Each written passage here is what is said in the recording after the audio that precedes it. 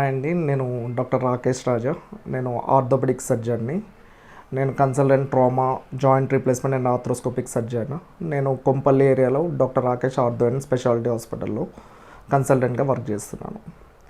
ఇప్పుడు మనము కీళ్ళ వాతానికి, కీళ్ళ అరుగుదలకి తేడా ఏంటో మాట్లాడుకుందాం.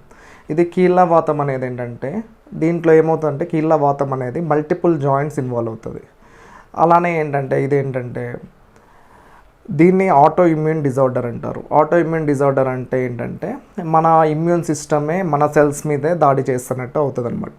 ఇది కీళ్ళవాతంలో ఏంటంటే ఓన్లీ జాయింట్సే కాకుండా దాని చుట్టూ ఉంటే లిగమెంట్స్, ఆ క్యాప్స్యూల్, సైనవల్ ఫ్లూయిడ్ అన్నీ ఎఫెక్ట్ అవుతాయి. దాంతోపాటు ఏంటంటే ఎక్స్ట్రా స్కెలిటల్ మేనిఫెస్టేషన్స్ అంటాం, అంటే వేరే ఆర్గాన్స్ కూడా ఇన్వాల్వ్ అవుతాయి. దీంట్లో ఏంటంటే మెయిన్గా కీళ్ళవాతానికి అరుగుదల, కీళ్ళ ఆర్థరైటిక్ చేంజెస్ ఉంటాయి. ఆర్థరైటిక్ చేంజెస్ అంటే ఏమవుతుందంటే మన జాయింట్ అంటే రెండు బోన్స్ మధ్య ఉండే గుజ్జు అరిగి బోన్ రాసుకున్నట్టు అవుతుంది. అది జనరల్గా సింగిల్ జాయింటే ఇన్వాల్వ్ అవుతుంది.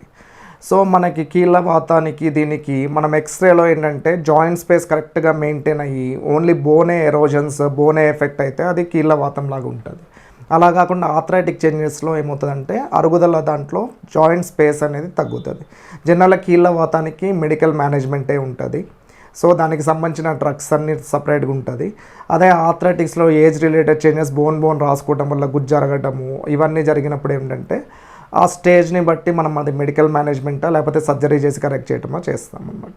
కీళ్ళవాతం అనేది జనరల్ ఏంటంటే అది ఏజ్ రిలేటెడ్ చేంజ్. కీళ్ళవాతం అనేది ఏంటంటే అది ఆటోఇమ్యూన్ డిజార్డర్ కాబట్టి అది ఏజ్ స్పెసిఫిక్ కాదు. కాకపోతే జెండర్ ఏంటంటే మెయిన్గా ఫిమేల్ జెండర్ అనేది ఎక్కువ ఇన్వాల్వ్ అవుతుంది. అలానే ఏంటంటే కొంచెం పోస్ట్ వైరల్ ఇన్ఫెక్షన్స్ వల్ల ఆ చేంజెస్ ఎక్కువ, కీళ్ళవాతం చేంజెస్ ఎక్కువ వస్తాయి అన్నమాట.